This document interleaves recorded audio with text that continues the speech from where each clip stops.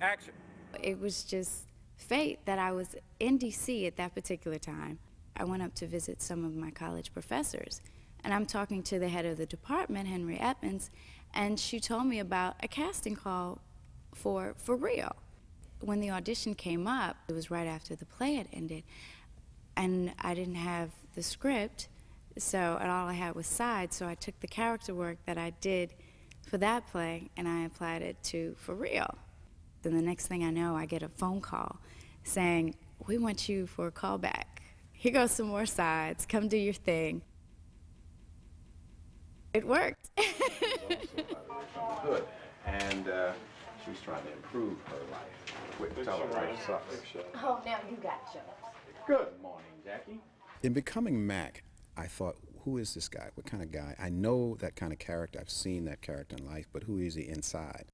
So we created a palette of color, muted colors and grays and blacks and browns. His house was very sterile, no living things in it but one plant that somebody snuck in. What is that? So it was able to create immediately a coldness within him that he, for me, was able to walk in. But also, you have to hide that sort of soft in the middle part of the character.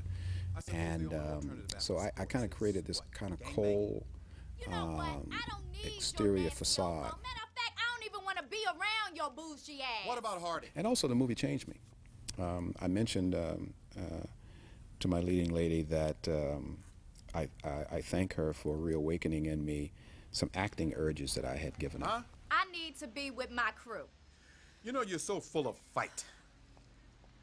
But does Hardy deserve the beating you're giving her?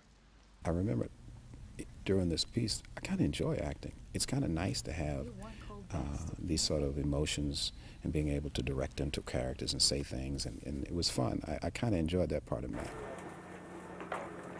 Glass and that, those are filters. In any movie I've ever been involved in as a director, it's always been, the first day has always been pure chaos. It never starts on time, you're always missing something, there's always something going on, and this was similar. Can we try a little more fog and see if it'll come in there? I'm trying. Oh, you're trying? It's just got a mind of its own. Okay. The first day of shooting on the set of For Real, it was scary because I didn't know what to expect. I had auditioned with Tim before, we had rehearsed, but it wasn't in front of a camera. Now, the way I'm going to work this is you're going to have to almost start. We have to time it so when we first come in, I'm going to start you almost at the top of the scene. We weren't on location, so I didn't know what to expect. And a scene that was kind of difficult for me because it came about, I wasn't prepared for it, was the fantasy scene. And we had talked about what the fantasy was going to be, but I really didn't find out what exactly was going to happen until I got there. And I was scared. One thing I learned is that I had to be very secure in my talent and say, hey, you know, I'm a trained actress and I can do this. And I have technique that I'll use. I had a wonderful leading man, a seasoned actor that led me along the way. It's really important early on in the relationship of a director and someone is acting and directing with the leading lady or the leading man if it's a female director to establish a relationship so that the other person feels comfortable to approach the person as what they are, a fellow actor and not a director who's acting. I had a wonderful director that gave me great direction, and for the first time I had to trust myself. And once I started to trust myself, all of that pressure, it relieved a lot of it.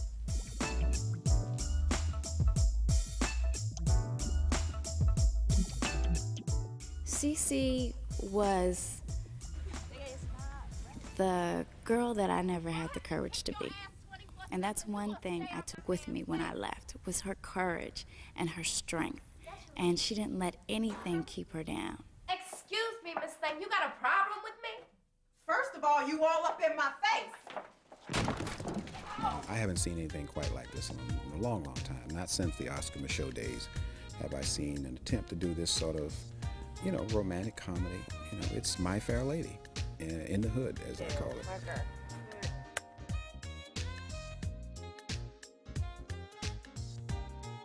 I hope people after viewing the film will look at it and they see another attempt by me as a filmmaker to take people of color and put them in different arenas when it comes to movies and movie ideas.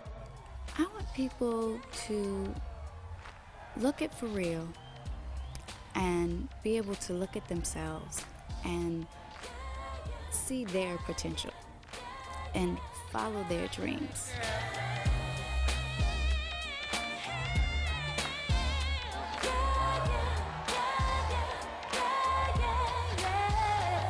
I hope every film that I'm a part of, people leave saying, I tell you, that Tim Reid, he's always going for the wall, or he's always trying to do something different.